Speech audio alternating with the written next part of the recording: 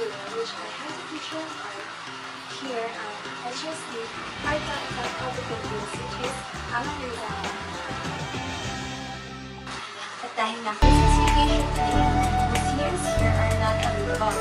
So, ang pupuntahan natin today is ang church na St. Clement sa Barangay Poblacion. Tara, let's go! Makikita agad ang statue or bust ni Carlos Francisco at ni Lucio San Pedro dito sa entrance. Ito ang daan papuntang St. Clement Parish Church. Ang street na ito ay ang Doña Street sa Barangay Poblacion. Dito makikita ang mga array of mural or sculptured walls na ginawa ng pinakasikat na national artist na si Carlos Bautong Francisco at ni Professor or Maestro Lucio San Pedro. Napakita ng ibang murals ang buhay ng tao. Ito ay ang merienda noong 1958 na ginawa ni Carlos V. Francisco.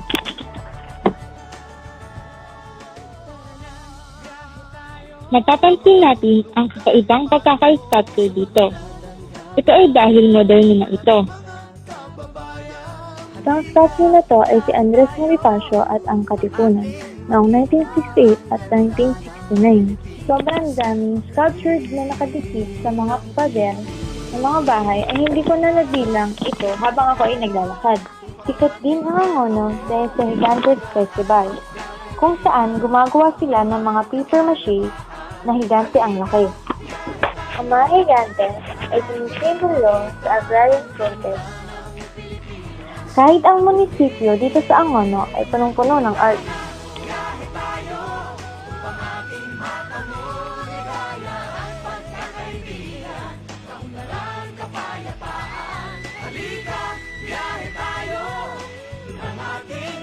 St.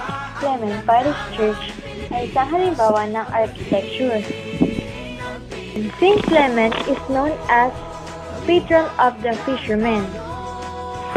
They believe that St. Clement has something to do with their source of income in fishing. Sa isang halimbawa ng art, naka-engrave dito ang 10 utos ng Diyos. Nakikita rin dito sa St. Clement Parish ang Sanctuary Virgin Mary.